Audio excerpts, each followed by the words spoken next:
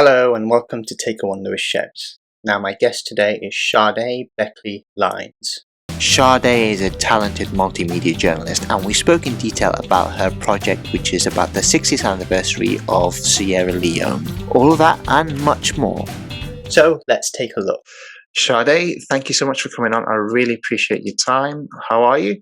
I'm well, thank you. Thank you so much for having me. Been looking forward to talking to you. So just before I go into your career, just tell us a little bit about yourself. My name is Sade Beckley Lines, and I'm a journalist. I've been in the industry for 10 years now. I'm also currently, I've made a documentary called Sierra Leone at 60.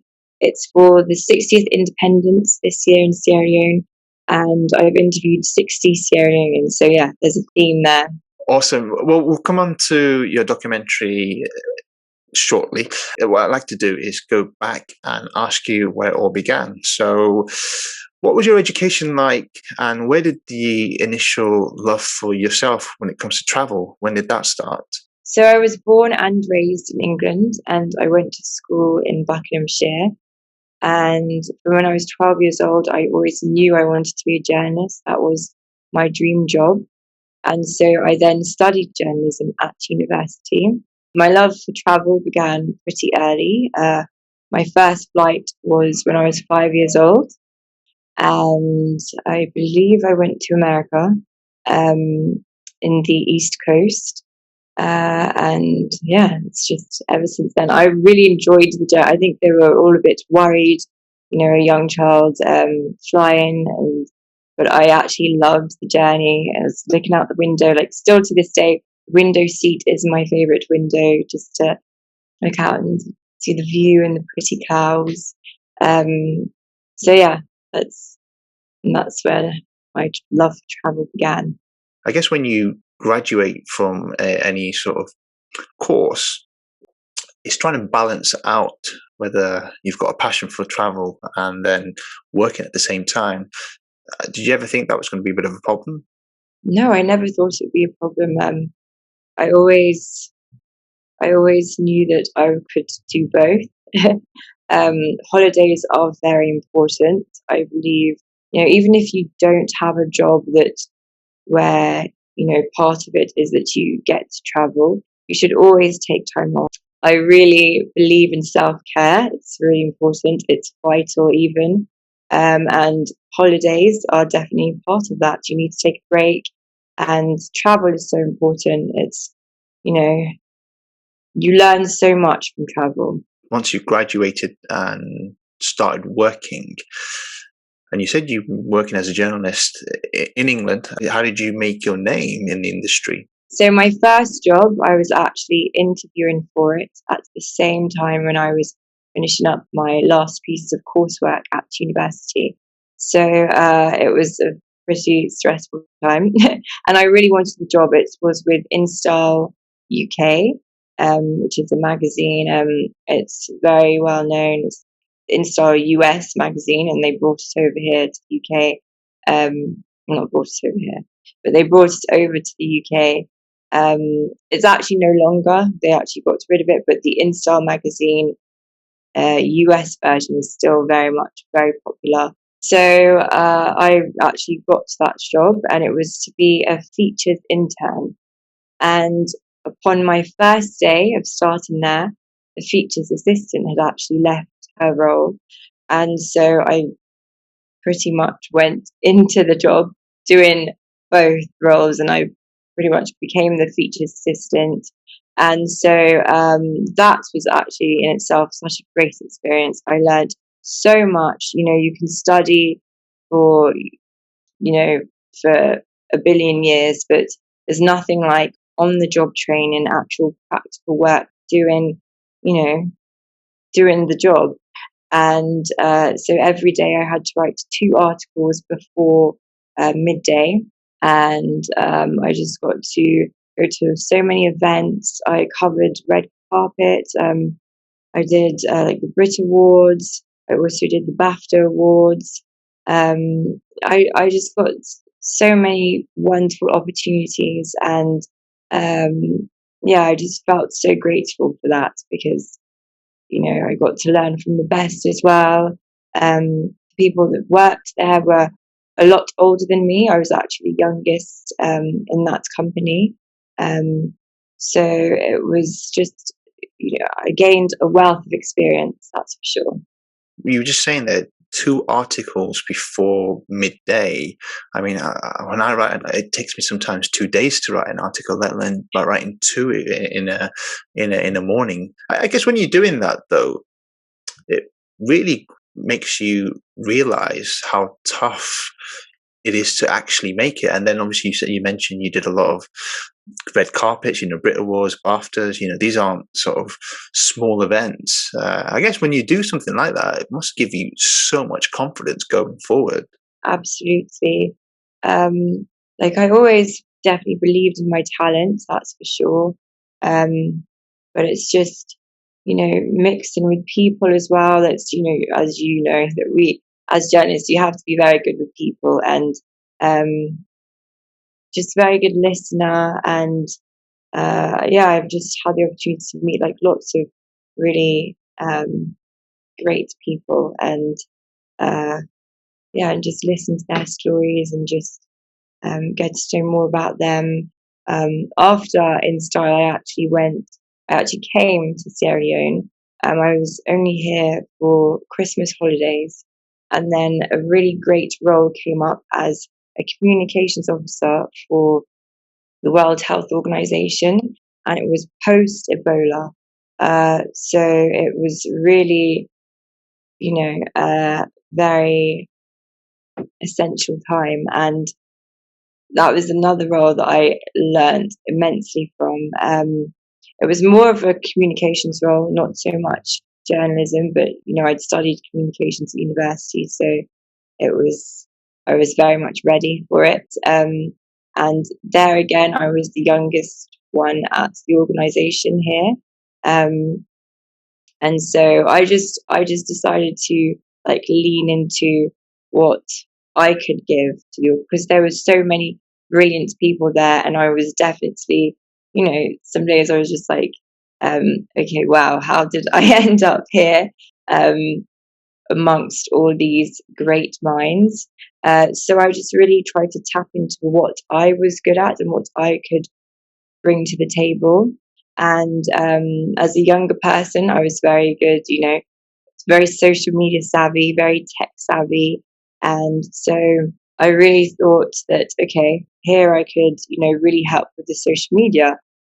So I then really became very active with posting things and trying to make the World Health Organization in Sierra Leone as transparent as possible. So I connected with each team at the organization, and I made sure I was added to each WhatsApp group so that whenever they speak about something, one of them would say like, "Oh, I just came from this place, and they were doing this, and I just worked on this, and I input." So I'd then individually message that person like, "Oh, what did you do?" and find out about that project, and then I'd like get pictures from them, or they'd invite me to the event, and I would then use that and then post it on like the Facebook account of WHO Sierra Leone and the Twitter account. And so that really helped to like actually propel their social media presence because, everybody wanted to know, okay, what are the WHO actually doing? Like, what have they done now post Ebola? So I really made that visible and the language was very technical. Sometimes they would use because obviously these people that are like doctors and quite like medical people, and that's not my field. So I would just break down the language into words that everyone could understand. So it doesn't matter if you don't have a medical background, you still understand exactly what's going on, and you know can see what WHO were doing. So that's where I really thought I fit in. And I also helped a lot with the website. I helped to build a whole new website for the organization and update information. And yeah, that's where I really felt I could fit in with them. Is your family heritage from Sierra Leone, and is that the reason why you decided to move across and wanting to sort of, well, I guess, put the country into a, because there's a lot of misconceptions with Africa in general. And when I talk to people, they always say, "Oh, Africa is not a safe place. There's so much going on there that we can't really, what's the word I'm looking for? Make sure that our lives aren't at risk." So you're going to Sierra Leone. What's it like? As you said, you were born and brought up in the United Kingdom, moving across. I mean, I assume that you're settled there now and not looking to move back, or what's the situation? I love what you just said there, because uh, that's really my whole purpose of why I'm doing this documentary. Um, because whenever I'd mention that I'm from Sierra Leone, that's where my family is from. I wasn't born here. I was born in England. I've lived in England pretty much all my life. But this has always felt like home as well. So whenever I'd mention I was from Sierra Leone, people would always instantly say, "Oh, that's war-torn country. Is everything okay now? Is it safe?" Or they'll mention Ebola, or they'll mention the blood diamonds. So it's really my mission to try and help change the narrative of Sierra Leone, and hopefully in the future, like West Africa and Africa in general, because these stories, what you read in the press, it's constant like negative news. And When you see those negative press for some, well, I guess, family lineage from Sierra Leone, does it? I guess does it upset you? Does it think, what, that's not the Sierra Leone that I know? yes, absolutely. It is very hurtful, like when you see, the bad news that's reported, because every country has their challenges. And I think, there's another word for Africa. It's been called the dark continent, because, it's constantly seen as just, always bad things come out of it, or, just always bad news you'll hear about it. Where it's so not true.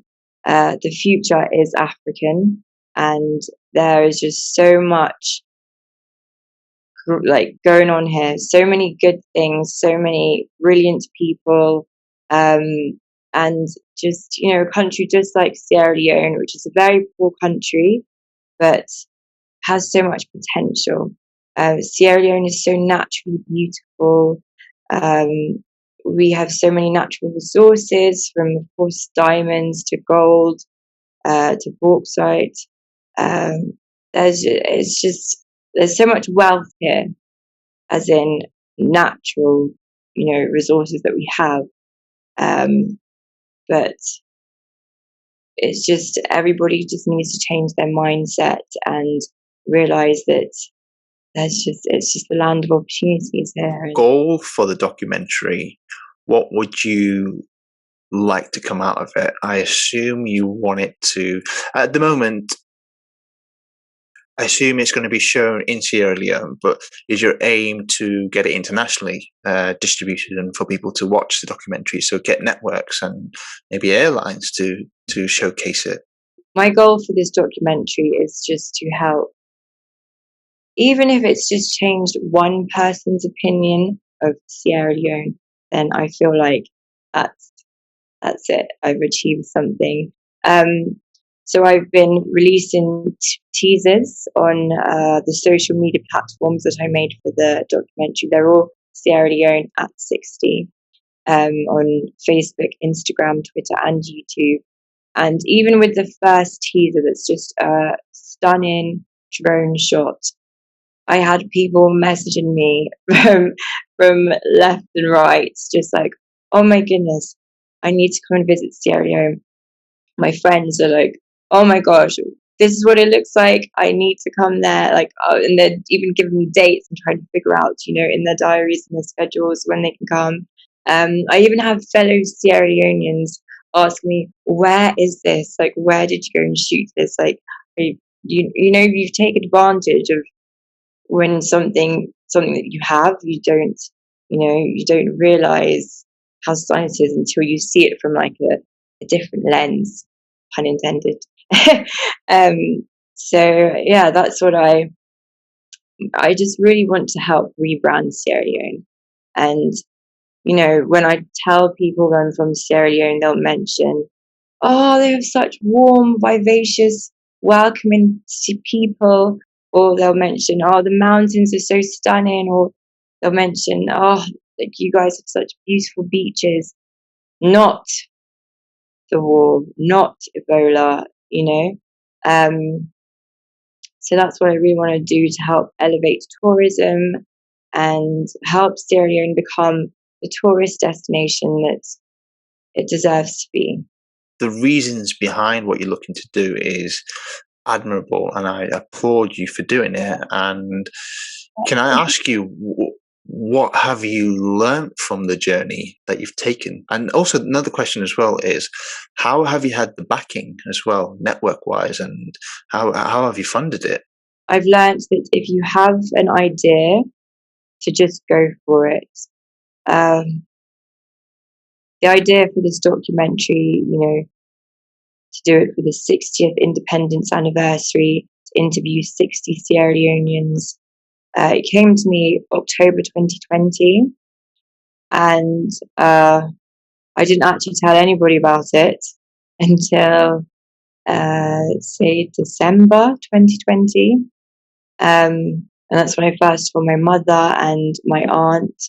Um, and that's the reason for that is because basically for the past 3 months, like every morning when I'd wake up, I'd think about the idea and I'd just start developing it, and I'd like write notes of, you know, any brainstorms I had, and like before I'd go to bed, I'd be thinking about the idea, and I'd just be like, you know, I was here for the 50th independence in Sierra Leone, and you know, went to different parties, I attended different events, and that was all well and good. Like it was great, it was fun. But I thought for this 60th anniversary that I wanted to actually do something, and I wanted us all as Sierra Leoneans to have something that we could actually look back and watch and be like, this was Sierra Leone at 60. It's me doing every single thing. I'm wearing so many different hats. Apart from the videography, I have my cameraman, but you know, directed it, produced it, edited it. I'm also the social media editor, the marketing manager, like the PR person. So Jack of all trades, hey? it's been, and it's really like I'm so grateful, you know, for the roles that I've had when I've, you know, through my career, because that's all been like a build up, and that's all been practice for like doing this all myself, because I've worn all those different hats in my different roles before, but that was just something different. This even feels like even more special because I feel like has a true purpose. You know, I'm doing this documentary in Sierra Leone, for Sierra Leone, about Sierra Leone. So it's just been so fulfilling, and it's been independent, but I know that it will all be worth it. You just have to gradually, you know, work at this, um, and to try and change people's, you know, ideas, and that's why it's so important to do a documentary, because like, as a society, we've all, as you will definitely know, we've become so visual, and you know, you have great photographs that you've taken on your travels, and you know exactly what you're doing with your YouTube channel and the podcast and everything you've got going on. So we are just such visual people. Like so we have our phones in our hand and we like to see lovely looking things. So it was really important to, you know, this is such a beautiful country, so the world needs to see it. And getting this documentary on all these different TV channels across nationwide in Sierra Leone was actually easy. Like I went there, I had my whole pitch, I had all my documents and the little portfolio that I printed for every, CEO.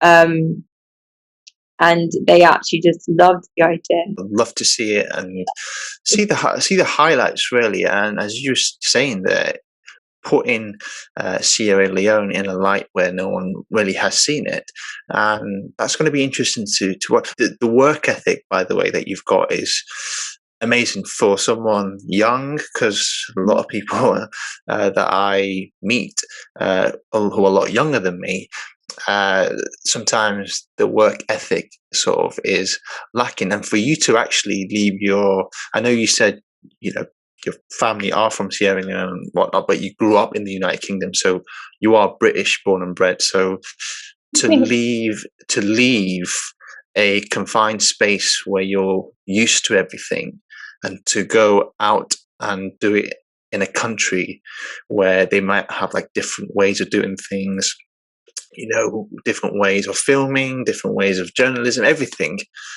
that takes guts. Your plan is to just stay in Sierra Leone until you feel as though, right, okay, I've done my mission. My mission is done here.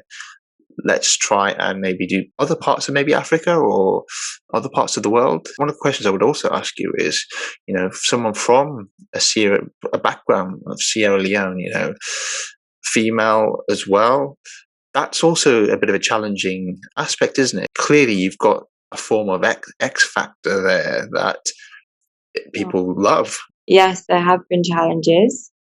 It has been a lot of hard work, I will definitely say.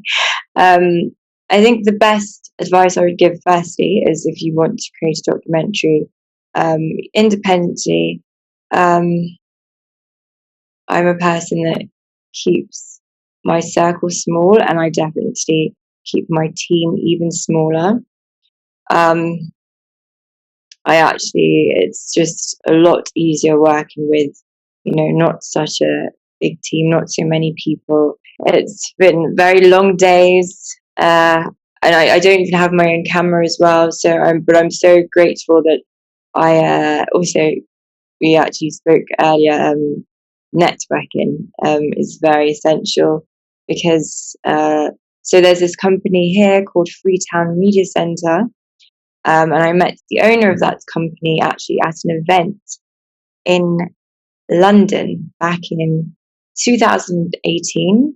He was there giving a viewing of his documentary. It was all about documentaries made in Freetown, the capital of Sierra Leone. So I attended that lovely little event, yeah, and I just really loved his work. And so afterwards is where I then was like, okay, I need to get his details, and I had so many questions to ask him, because I'm very passionate about Sierra Leone, and I always knew I would want to do a documentary in Sierra Leone. So I went and asked some questions, we exchanged details, and then as soon as I got to I reached out, and it was just after the festive season. Like, festive season here is one of the peak times. So much going on, so many parties, and I just was like, okay, January came, I need to reach out to him. And filming started on February 8th, and it was spread across 2 months, but in total it's been 19 days of filming. It's been, I mean, from just the beginning, it's all about interviewing 60 Sierra Leoneans for the 60th anniversary. I had, many cancellations. That's how it started. Like, I as I mentioned, I reached out to the owner of Freetown Media Centre, Bami Mansoure, back in January, and we were going to start filming actually in January, but it wasn't the case. Filming actually started in February because I had so many cancellations of people. I don't know if it's whether, I will say one of my challenges in general in my journalism career has been that I am young, because I find people don't always take you as seriously. I'm sure you can relate to that. And you really have to prove yourself. And so I would definitely say another piece of advice would be always remain so professional, always be kind, always be pleasant and like a joy to work with, because over everything your reputation exceeds you, and just I hope that people are doing something that they're passionate about, because when you're passionate about something, it just always shines through, and people can see that passion when you're explaining to them what you're doing, and they'll really believe in you. So I switched up my style. I learned from that, and I made sure I was as professional as possible. When I'd get people's contact details, and I'd ask people. I'm really grateful for my parents and my parents' friends, because just by asking people, then if you want somebody's phone number, because that's how I approached people via phone. You just ask. Just another piece of advice: anything you want, just ask for it. Like asking for people's contact details. When I was like pitching to these shows, I was asking them for also slots on their like radio shows as well. And I was like, okay, so this is going to be aired on to a TV channel, so can I come like on as like a guest on the shows on your that you broadcast? And just ask for anything you want. Um, and if you do get people telling you no, that's okay. At least you've tried. You've tried. But mostly people, will be on board, and just ask. Like even when I was at interviews with different, the aim was always to interview the president of Sierra Leone, and so gradually, I from just having spoken to professionals, then I would then get on to speaking to government officials and having interviews with them. And I interviewed the chief minister, and I just said to him, and after the interview, like my final wish, my final ask would be, please could um, connect me with other ministers here. So then I went on to interview like the Minister of Education, Minister of Energy, which I found was so important. Interviewing the Minister of Energy, because here one of the struggles here are issues with electricity. Electricity is still not available to absolutely everybody here, so that's essential as part of elevating the tourism here, because not many people who come in on holiday are going to be okay with all of a sudden say you're, I don't know, trying to play some video on YouTube and all of a sudden it cuts out, or it's 8 p.m. at night and you're trying to get ready to go out to a bar or a club, and then all of a sudden the lights cut out. They'll just be like, what is going on? Especially if you're from the Western world, you're not used to that. So that's all part of trying to elevate our tourism, just to try and sort out our electricity issue. And I asked him, our Minister of Energy, like so many questions about that, which is in the documentary, and their future plans for like solar energy and moving forward with that. Sometimes when you get a Westerner's perspective, so for example, one issue that I've found out within the travel industry myself is that a lot of South Asians don't necessarily have a voice for, let's just say, when they go to India or Bangladesh or Pakistan or Sri Lanka, you get the perspective from a Caucasian Westerner, or traveler, I should say, or a documentary maker. It's trying to get the perspective from someone who knows, or someone who others can relate to, you see, and because you don't hear it, you don't see that narrative, and it's really important, I think, we get those narratives all around the world.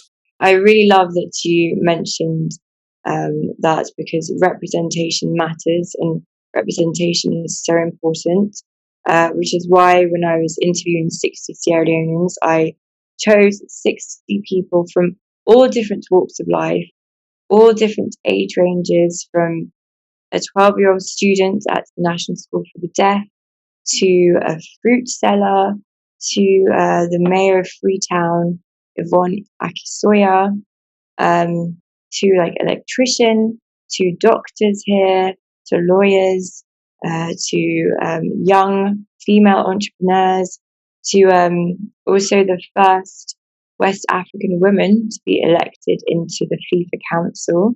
Her name is Aisha Johansson. She's also Sierra Leonean, based in Sierra Leone. So yeah, all just different types, not just, government officials, but just the everyday Sierra Leonean, the everyday heroes, because everyone matters, everybody's voice matters, and I wanted to showcase, everybody's version of Sierra Leone, so you get all sorts of different Sierra Leonean experiences watching the documentary. The representation is really key. And actually, that's one thing I've been trying to do with my shows. So I actually did bring on someone who was deaf on my show, because I wanted, and he travelled and makes documentaries, and he was on the show. I remember he was telling me it's so difficult. People just ignore me, and I try with my platform to highlight these sort of people, because they're really important to society, and their voices are as important as you and I. So it's really important that we get that representation. No, absolutely. Inclusivity is essential. Our differences are to be admired and to be honoured, not something that separates us or makes us feel inadequate. So, yeah, I love that you did that with your interview, and that's what I really wanted to achieve with, each and every person that I interviewed. That this is everyone's voice matters. The style that you've done the documentary, Yeah. how have you gone about it? Have you gone down a serious note? What have you sort of referenced it to? So my style, I would say, so when I'm doing the interviews, I just wanted to focus on the people. I know when I would, be at the location that we'd arranged for the interviews, they'd be thinking, oh, okay, like, do you need this chair also for you? And I'm like, no, I'm not going to be on camera. I'm behind the camera. And it's just all about talking to you. So it's just a nice, like, basically like this kind of shot that we have here. So it's close up, like just their upper body and just at an angle. They're looking at me, and it's just supposed to, we're just really, each interview has just been like a lovely conversation. And I just wanted the audience to just focus on, when people's eyes would light up when they're explaining what they love about Sierra Leone, and see their eyes light up. And so that's one of the questions that I ask, what their one wish is for Sierra Leone, what do they hope for the future of Sierra Leone. I ask, the focus of this documentary is obviously on Sierra Leone, and so I ask questions about Sierra Leone, and we have like a discussion about that, and also just a little bit about themselves, so people can see, like, okay, there's a Sierra Leonean here who has their own, breast cancer clinic. There's a Sierra Leonean here who has his own plastic recycling company. For people to see that these are the great things that we have going on in Sierra Leone. And of course, like, people's personalities shine through. I'm happy that, each interview has felt comfortable and, opened up to me, and we've had, a lovely time during the interview. And it's just, it covers, we've had all sorts of different emotions during these interviews. There's been tears, there's been so much laughter, so many smiles. So yeah, and in between all of the interviews, there's shots of Sierra Leone. So when people are describing a part of Sierra Leone called Kabbalah that has these stunning mountains, we quickly go to a shot of like the mountains in Kabbalah. So we have all the visuals with all the explanations and all the stories, and yeah, it's just really just something that would just showcase Sierra Leone and Sierra Leoneans. When it comes to style, sometimes it's your own unique style, I'd say. The reason why I said, do you reference anything? So when I started doing this, I watched a couple of different people. So Michael Parkinson was one person, and there's another guy called Michael Barrymore. They're both British. Now, they had different ways of interviewing. Michael Barrymore apparently didn't learn anything about his guest, so everything was natural. Michael Parkinson did, but he did a bit of both. And also, one thing I learned about, because obviously I do this on camera, so I did a show for the Americans. Well, it was an American company, and we were taught, okay, you always look at the lens when you're talking. But with the British, if you watch any of our shows, it's always looking at the guest, and then the audience is actually eavesdropping into the conversation.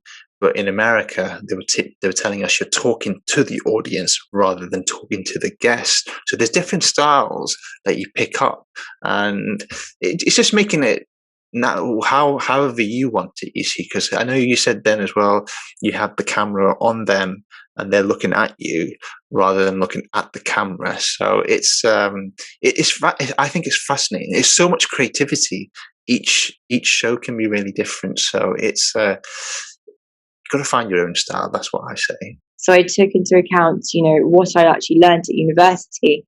Because part of our course, we would do, broadcast journalism, and we had our own news show, and we'd film our own, news pieces to the camera. So we learned a lot about, the, tight close up, and how when you're interviewing someone, what to do. So that's what I did definitely take into account. I just kept on thinking, oh, what would my lecturers say right now? And so that's what I actually remembered. And so that's the technique that I use interviewing. I did think about showing like full length shots, because there'd be people that were dressed so beautifully in their Africana costumes, and I really wanted to showcase that. But then I was like, no, I don't want too many distractions. I want us to be able to focus, and there was some circumstances where we were out, in the road, and people would come up behind, and very distracting, and I would actually be like, no cuts. Like, I wanted to just be focused on this person, so the audience could focus on that person's story, and just absorb everything, because it is 60 interviews, so it's not a documentary that's just one person, then the second person. It's just very much quick edits. So when it's one particular question, I've selected my favorite answers from that question, and so it's just little short clips of each person. So I just want to make sure that we're just because we have so much access to so much content these days from just our mobile phones. I find we all have short attention spans. So my style is like really using my own experience from when I watch things, and what I guess like, what I wanted to see and what I believe like works for our society, which is just, you know, quick bits of information, just so you receive, you know, bits of information with like, I tried to make sure like we had like lovely backgrounds and backdrops and yeah, and the visual aspect, and you're just, you know, very much visually pleased, and then it's just an enjoyable watch. When you're not making documentaries, when you're not filming anything, what do you like to do sort of to relax? Have you got any hobbies? I love to go to the beach. That's my most favorite thing to do here, and we're just so blessed living here in Sierra Leone because there are so many beaches. And you know, first time I visited this country, I was 12 years old, and I still am yet to visit every single beach here. But I've got an idea for one of a future documentary, so I will definitely achieve that. Achieve visiting every single beach. Just the lifestyle here is actually very relaxing. So I don't feel like I need to find anywhere to relax. It's very much about, you know, enjoying life and just appreciating all the natural things that we have here. You know, natural beauty. You know, we don't have stuff like shopping malls or, you know, really fancy things. Enjoy the basic stuffs in life. Yeah. Not everything doesn't have to be literally, nothing has to be over the top. So, and you Yeah. appreciate life more, don't you? Because it's so simple. And when you travel, when I travel, I've noticed people who have hardly anything, no sort. Because sometimes I think when we consume too much products, uh, everything can be overcomplicated. I've noticed the people who are more happier, they've got nothing. They don't have too much things, you know, to their name, and sometimes that's key. You know, a simpler life can be a better life. Was there song, The Jungle Book, Bare Necessity? Exactly. No, yeah, and this is, you know, this is a poor country, and there are so many people that don't have much here at all. But the spirit of Sierra Leoneans is something that's just so evident as soon as you land here. We're such vivacious people. We're so warm, so welcoming, and you know, it doesn't matter if people don't really have much. You wouldn't even know. Like, always just, you know, laughing and joyous, and just very resilient. And yeah, it's really beautiful to see. You've talked about hobbies, friends. You've left the United Kingdom, so I assume you had a lot of friends growing up there. How easy does it come for you to make friends in a new place like Sierra Leone? Do you miss your friends in the UK, as you say, as well? Yes, I definitely miss my friends back in England. Um, but thanks to, you know, technology, we have WhatsApp, and you know, we can keep in contact with that, and you know, just even all the social media platforms, like, you know, watching like Snapchat stories and Insta stories, you feel like you're part of what they're doing, and so yeah, it's a great way to stay connected.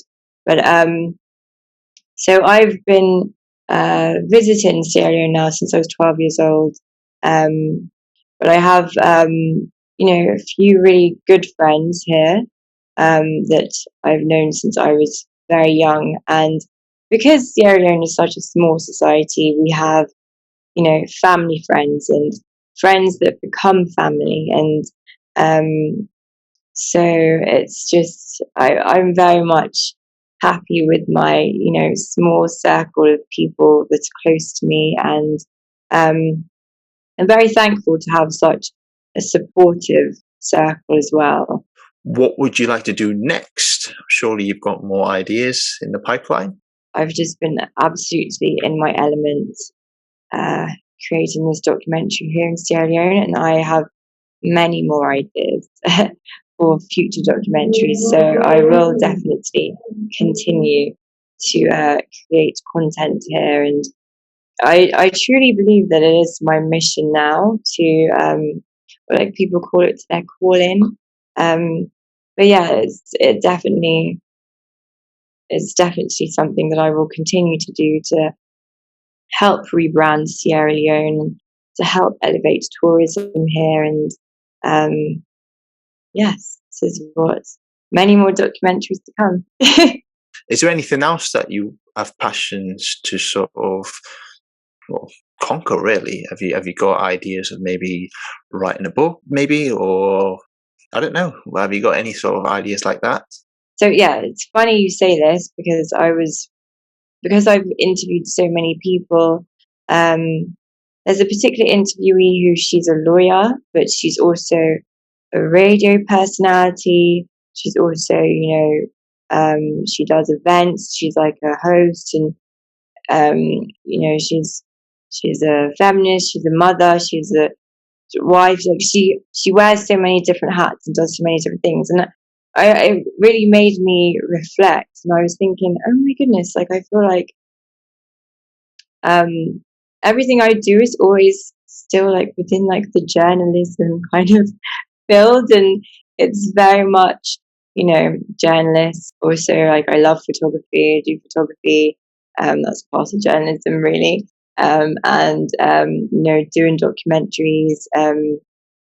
So I, I mean, other things that I would love to do. When you say a book, not, I don't have any desire now to write a book. I don't feel like I have like a story to tell right now. I feel like, there's not much. I feel like there's more that I should be doing to, write a book where I can, be, hopefully one day I will achieve everything that I'd like to and be like, yes, I'm ready. Like, let's go. That would be pretty cool. But now I just feel like I just want to keep on learning. I don't know everything just yet. And,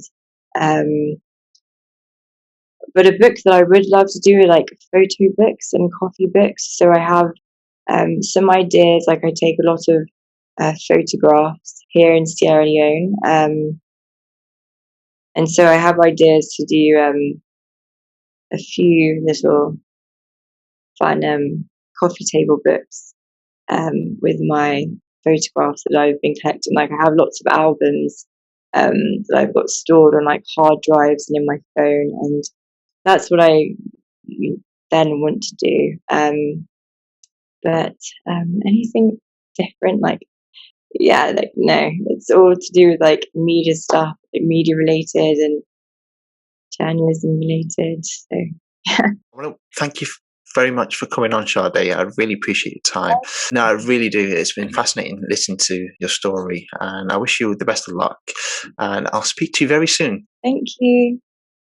An exhilarating interview, and if you enjoyed listening to Sade and want to get in touch or follow her on all of her social media platforms, the details are all on your screen now. That's it for Take a Wander with Shebs. Hope to see you very soon. Until next time, bye for now.